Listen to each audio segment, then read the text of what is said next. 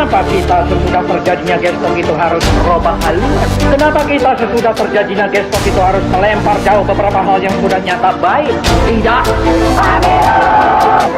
Sesungguhnya Bung Karno dapat membubarkan PKI, akan tetapi hal itu tidak dilakukan oleh Bung Karno. Lalu apa alasan Bung Karno tidak membubarkan PKI pada waktu itu?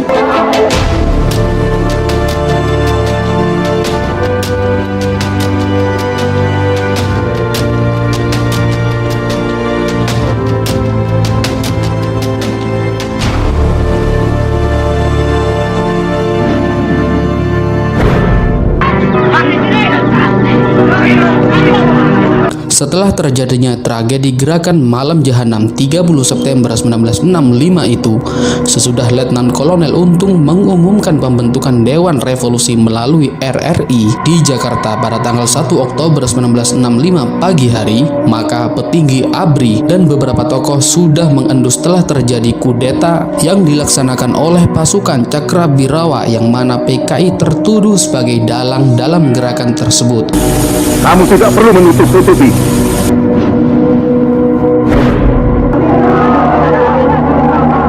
Amarah rakyat mulai berkecamuk ketika kemudian diketahui 6 orang jenderal dan 1 perwira telah diculik dan kemudian dibunuh di lubang buaya oleh pelaku kudeta yang kemudian diberi nama Gerakan 30 September atau Gestapo. Kamu semua mendahului kami semua. Sesudah pemakaman 6 orang jenderal dan 1 perwira pertama pada tanggal 5 Oktober 1965 dengan amunisi kemarahan, massa mulai mengumandangkan tuntutan agar PKI dibubarkan. Berita tersebar bahwa PKI merupakan dalang daripada gerakan tersebut. Otomatis ada dendam sebagian masyarakat terhadap PKI dengan cara menuntut untuk membubarkan PKI. Dendam terhadap partai pimpinan DNID itu sudah lama tersimpan, bahkan ada yang telah menyimpannya di dalam hati sejak pemberontakan Madiun pada tahun 1948 yang dipimpin oleh Musuh Munawar. Kantor-kantor PKI dan organisasi underbownya seperti SOPSI, BTI, dan CGMI mulai diserbu bahkan dibakar oleh massa. Unjuk rasa massa ini tidak hanya di Jakarta saja, tetapi juga terjadi hampir di seluruh kecamatan di negeri ini. Walaupun tuntutan pembubaran PKI telah dikumandangkan dan korban di pihak PKI juga mulai berjatuhan, tetapi Bung Karno, Presiden Republik Indonesia, dan juga pemimpin besar revolusi belum juga bersedia bertindak untuk membubarkan PKI. Oleh karena itu, Bung Karno belum menyahuti tuntutan rakyat untuk membubarkan PKI.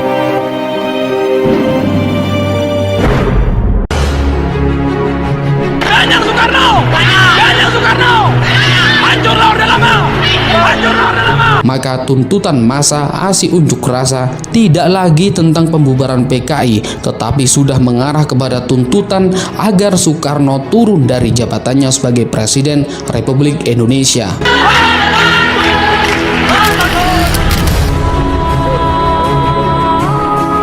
Seandainya Bung Karno membubarkan PKI pada akhir tahun 1965, kemungkinan besar pemimpin besar revolusi itu tidak akan menjadi sasaran para pengunjuk rasa. Secara politis, sesudah bulan Oktober 1965, posisi Bung Karno sebenarnya masih cukup kuat. Wibawanya sebagai pemimpin bangsa, sebagai presiden, dan sebagai pemimpin besar revolusi juga masih diakui oleh rakyat. Pada masa itu, kekuatan militer juga belum sepenuhnya berada pada kontrol Soeharto. Masih banyak satuan-satuan militer yang menjadi loyalis Soekarno. Tetapi lama-kelamaan wibawa Bung Karno mulai memudar oleh karena ia tidak mau membubarkan PKI dengan kewenangan dan wibawa yang dimilikinya.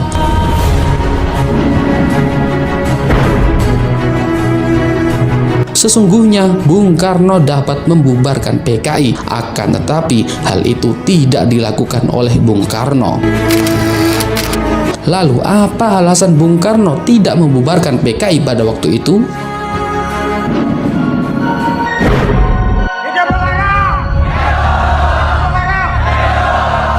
Alasan pertama kenapa Bung Karno tidak mau membubarkan PKI, karena sejak awal Presiden Soekarno melihat bahwa komunis adalah sebuah kekuatan yang diperlukan untuk menggerakkan dan memelihara revolusi Indonesia.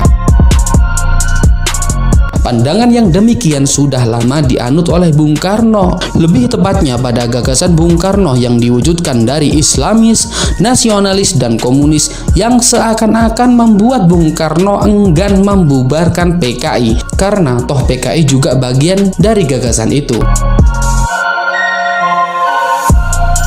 Pandangan Bung Karno yang dicetuskan pada tahun 1926 ini sesudah Indonesia merdeka kemudian diwujudkan dalam bentuk Nasakom, yaitu nasionalis, agama, dan komunis. Bung Karno melihat ketiga aliran ini dapat dan seharusnya dipersatukan menjadi sebuah kekuatan untuk terus-menerus memutar roda revolusi Indonesia. Kalaulah Bung Karno membubarkan PKI pada tahun 1965, hal itu sama dengan menghilangkan atau membuang sebuah komponen penting dalam revolusi, yaitu komunisme. Artinya, Bung Karno akan mengingkari sendiri dalil revolusi yang telah lama ada dalam pikirannya. Perlu diingat pada masa itu, Soekarno mengatakan revolusi belum selesai dan untuk menggerakkan revolusi itu kekuatan Nasakom harus bahu-membahu.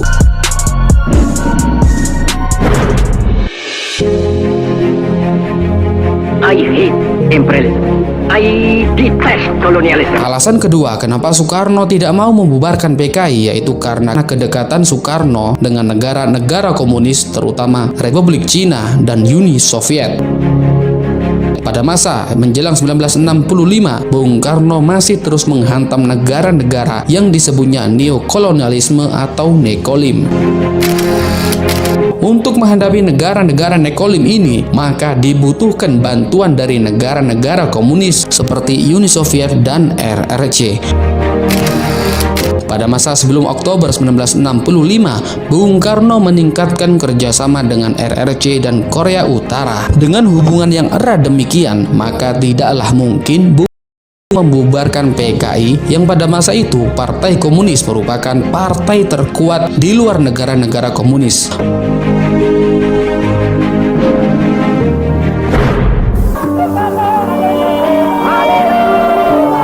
Mungkin masih ada alasan lain sehingga Bung Karno tidak mau membubarkan PKI, tetapi sejarah mencatat karena PKI tidak dibubarkan oleh Bung Karno, maka berbagai unjuk rasa semakin marak yang pada akhirnya Soekarno telah menyerahkan pemimpin negara kepada Jenderal Soeharto. Sejak saat itu pula Soeharto secara de facto telah menjadi pemimpin negara Republik Indonesia dan kemudian Soekarno pun semakin kehilangan kekuasaannya.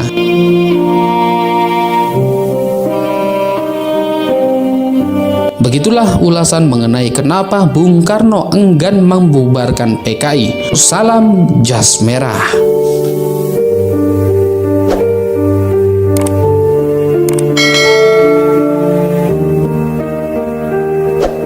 Jenderal Soeharto telah mengerjakan perintah itu dengan baik. Dan saya mengucap terima kasih kepada Jenderal Soeharto akan hal ini. Halo Ketua, sebelum menonton tayangan ini, jangan lupa like, subscribe, dan share.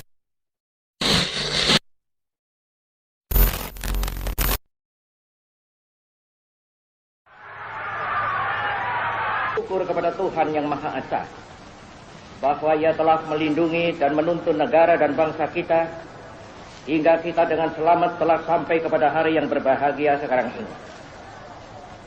Dan moga-mogalah lindungannya dan tuntunannya itu tetap dikurniakan kepada negara dan bangsa kita dalam memasuki tahun yang ke-22 dari kehidupannya dan selanjutnya.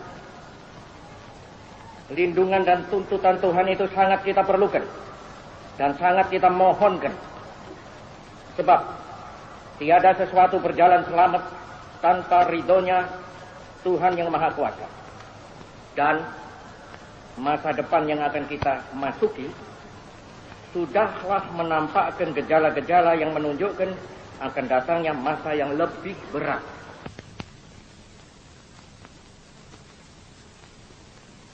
Surat perintah 11 Maret itu mula-mula dan memang sejurus waktu membuat mereka bertampik sorak-sore kesenangan. Dikiranya SP 11 Maret adalah satu penyerahan pemerintahan. Dikiranya SP 11 Maret itu satu transfer of sovereignty, of authority. Padahal tidak.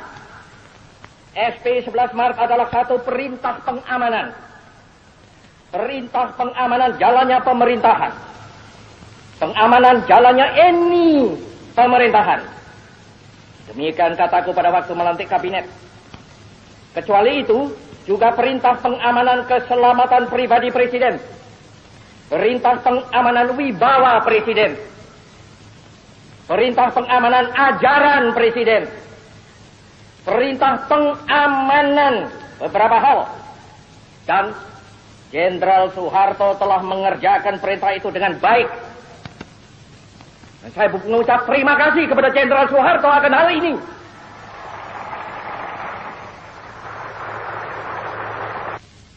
Isi jiwa kita yang sedalam-dalamnya, maka pokok intisari mandat, yang saya terima dari MPRS ialah membangun bangsa, nation building, dari kemerosotan zaman kolonial untuk dijadikan satu bangsa yang berjiwa, yang dapat dan mampu menghadapi semua tantangan. Satu bangsa yang merdeka dalam abad ke-20 ini. Itulah intisari pokok daripada mandat MPRS kepada saya. Sesungguhnya toh bahwa membangun satu negara, membangun ekonomi, membangun teknik, membangun pertahanan adalah pertama-tama dan pada tahap utamanya membangun jiwa bangsa. Bukankah demikian? Sekali lagi, bukankah demikian? Tentu saja keahlian adalah perlu, tetapi keahlian saja tanpa dilandaskan pada jiwa yang besar tidak akan dapat mungkin akan mencapai tujuannya. Inilah perlunya, sekali lagi mutlak perlunya nation and character building. Sudah terang, gestok kita kutuk.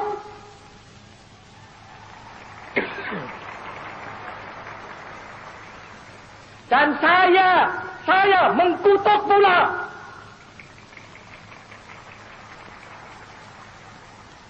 Dan seperti sudah kukatakan berulang kali dengan jelas dan tandas, yang bersalah harus dihukum.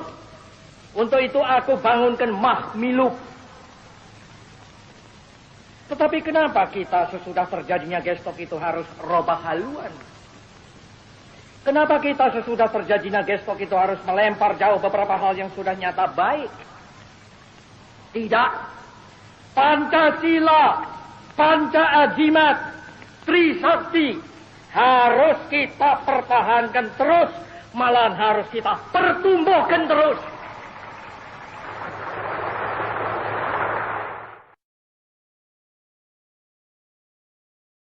Halo Bray, balik lagi dengan tukang clipping yang kali ini akan menginformasikan Bung Karno. Ya, aku Marxis.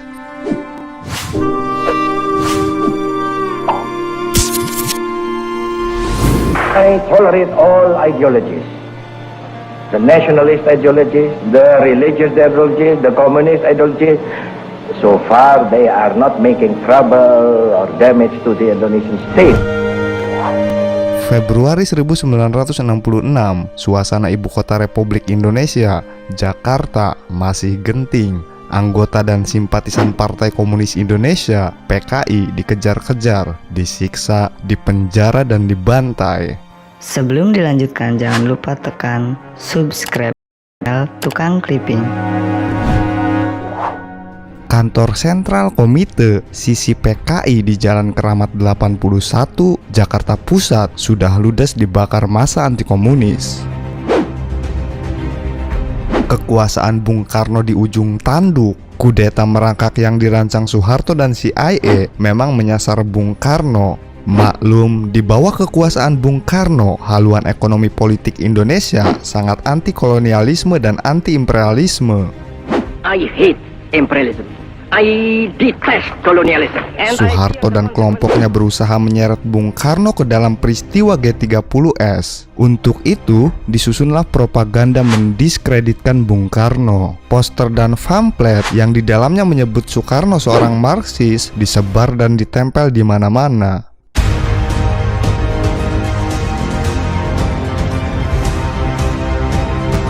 Bung Karno tidak gentar. Tanggal 28 Februari 1966, di hadapan peserta Sabtawarsa Gerakan Siswa Nasional Indonesia (GSNI), Bung Karno terang-terangan mengakui dirinya seorang Marxis.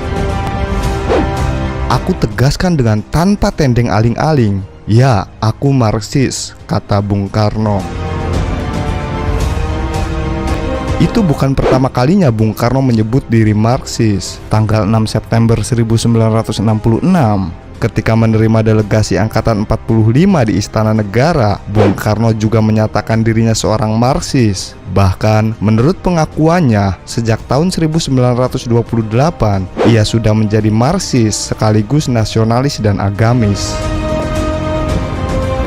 "Marxisme adalah isi dada saya," ujar Bung Karno. Bahkan di pertemuan dengan Angkatan 45 itu, Bung Karno sempat mengungkapkan kemarahannya kepada MPRS yang berkeinginan melarang ajaran Marxisme. "Kalau engkau mengambil keputusan melarang Marxisme, Leninisme, komunisme, saya akan ketawa," tegasnya. Bagi Bung Karno, sebuah ideologi atau ajaran tidak boleh dilarang. Yang harus dilarang, katanya, adalah kegiatan Marxisme atau komunisme yang merugikan negara. Ia sadar sebuah ajaran atau pemikiran tidak terlepas dari sosial ekonomi seperhoudingen, relasi sosial ekonomi. Ia mencontohkan, Marxisme tidak akan pernah bisa dihilangkan jikalau sosial ekonomi seperhoudingen masih sangat buruk. Sebab Marxisme adalah senjatanya kaum tertindas untuk membebaskan diri dari segala bentuk penghisapan. Marxisme sendiri sangat mempengaruhi Bung Karno. Dalam artikel berjudul "Menjadi Pembantu Pemandangan Soekarno" oleh Soekarno sendiri yang dimuat di Pemandangan 1941, Bung Karno menganggap Marxisme sebagai teori yang paling kompeten untuk memecahkan soal sejarah, politik, dan sosial kemasyarakatan.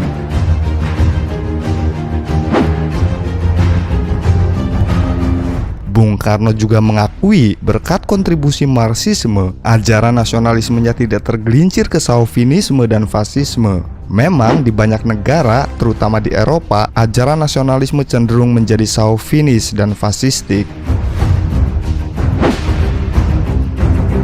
Di tahun 1920, era ketika Bung Karno mulai tampil di pentas pergerakan, pengaruh Marxisme sangat kuat. Hampir semua tokoh pergerakan saat itu, termasuk Cokro Aminoto, sangat terpengaruh Marxisme. Banyak haji-haji dan pemuka agama juga menjadi Marxis, seperti Haji Misbah, Haji Datuk Batuah, Yai Haji Tubagus Ahmad Hatib, Natar Zainuddin, dan lain-lain. Soekarno mengaku belajar Marxisme sejak usia 16 tahun di Surabaya. Saat mondok di rumah host Cokro Aminoto, Soekarno menyelami Marxisme. Awalnya, ia mempelajari Marxisme dari para penafsir Marxisme. Setelah itu, ia mulai membaca karya-karya Marx dan Engels. Pada waktu muda-mudi yang lain menemukan kasihnya satu sama lain, aku mendekam dengan Das Kapital. Aku menyelam lebih dalam dan lebih dalam lagi, kenang Bung Karno dalam autobiografinya yang ditulis Cindy Adams. Bung Karno, penyambung lidah rakyat Indonesia. Rumah Cokro sendiri sering berfungsi sebagai tempat mangkalnya aktivis pergerakan. Tokoh-tokoh komunis seperti Semaun, Snaplit, Alimin, dan Musso sering datang ke rumah Cokro. Disitulah Bung Karno muda mengenal tokoh-tokoh Marxis tersebut. Bahanku juga dari Marxisme yang aku dapat dari Semaun, yang aku dapat dari pemimpin-pemimpin Belanda seperti Hartog dan Snaplit, kata Bung Karno seperti dikutip Budi Setiono dan Boni Triana dalam buku kumpulan pidato Revolusi Belum Selesai. Dengan menjadikan Marxisme sebagai alat analisanya, Bung Karno berusaha menganalisa situasi dan perkembangan masyarakat Indonesia. Hasilnya jelas, Marhaenisme. Dan ajaran Marhaenisme ini, seperti sering ditegaskan Bung Karno, adalah Marxisme yang diselenggarakan, dicocokkan, dilaksanakan di Indonesia.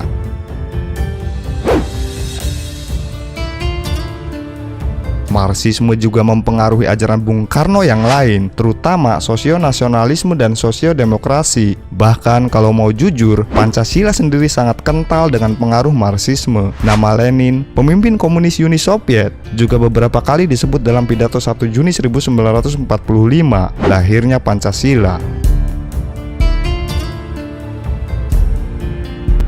Para pendiri bangsa seperti Bung Hatta dan Syahrir juga sangat dipengaruhi Marxisme. Penyusunan konstitusi kita, Undang-Undang Dasar 1945, banyak disumbangkan oleh tokoh-tokoh bangsa beraliran Marxis. Sampai-sampai mantan Presiden RI Abdurrahman Wahid alias Gus Dur menyebut Undang-Undang Dasar 1945 sangat dipengaruhi Das Kapital. Banyak sekali orang-orang seperti Bung Karno itu dibentuk pandangannya oleh Das Kapital. Dia berperan sangat besar dalam pembentukan undang-undang dasar yang kita ikuti sampai sekarang. Dalam arti bahwa yang nggak ngerti lalu memusuhi Das Kapital ini seolah-olah ini setan besar gitu. Padahal ya Das Kapital itu seperti buku-buku lain juga. Ya, apalagi kalau orang itu nggak ngerti urusan buku, artinya cuma senjata saja, Pak, itu parah lagi itu. Ini yang telah terjadi di negeri kita. Bung Karno juga sering murka kepada kaum intelektual, termasuk profesor yang mengabaikan Marxisme.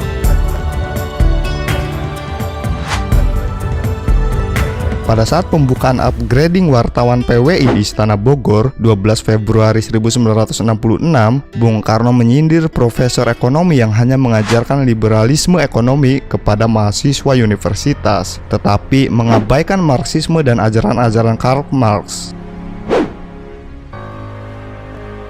Marxisme dengan berbagai variannya sangat berkontribusi dalam perjuangan nasional Indonesia. Para pendiri bangsa juga banyak dipengaruhi oleh Marxisme. Karena itu, tak bisa disangka lagi berdirinya NKRI ini tidak lepas dari kontribusi Marxisme.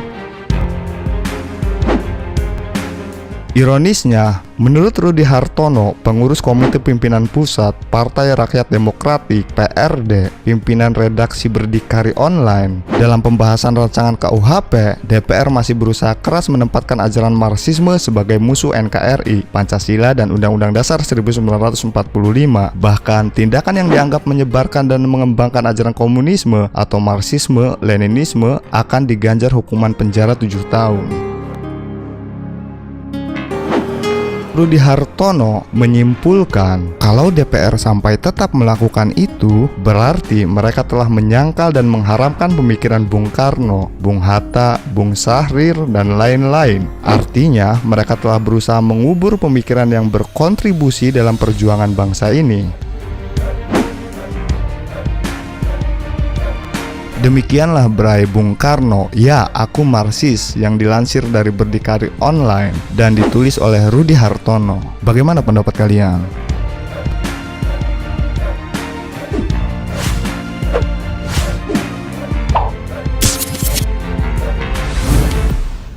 Halo Bray, balik lagi dengan tukang clipping yang kali ini akan menginformasikan ini alasan Soekarno dekat dengan PKI menurut sejarawan.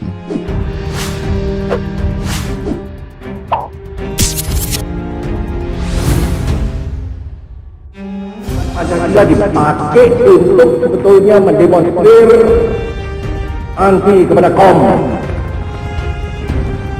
Padahal tidak, Pancasila sebetulnya tidak anti kaum. Karena itu aku menegaskan hal ini, saudara-saudara.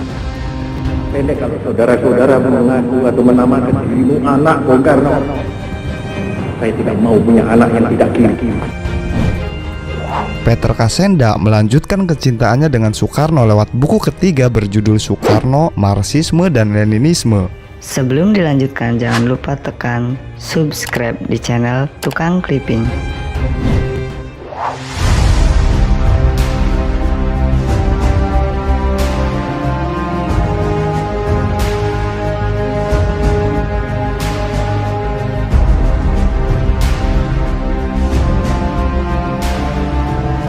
Buku terbitan komunitas Bambu ini merupakan kumpulan karya Peter selama lebih dari 5 tahun.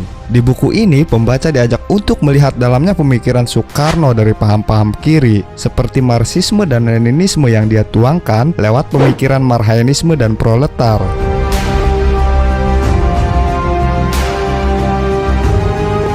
Kaitan Soekarno dengan PKI, kenapa Soekarno melindungi PKI? Bukan karena ia ingin berhadapan dengan TNI, tapi karena dia selalu terpukau Leninisme dan Marxisme. Walaupun Soekarno bukan PKI, kata sejarawan sekaligus penulis buku Peter Kasenda dalam bedah bukunya di Freedom Institute, Jakarta.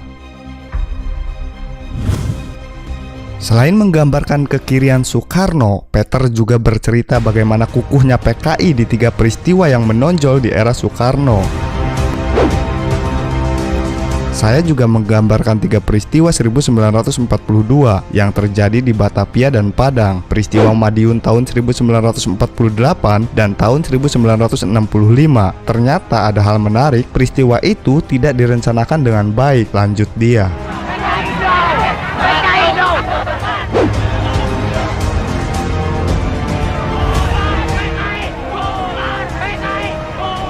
Di akhir buku, Peter merekomendasikan dan berargumen soal rekonsiliasi yang harus digagas pemerintah untuk meluruskan sejarah dan berdamai dengan masa lalu.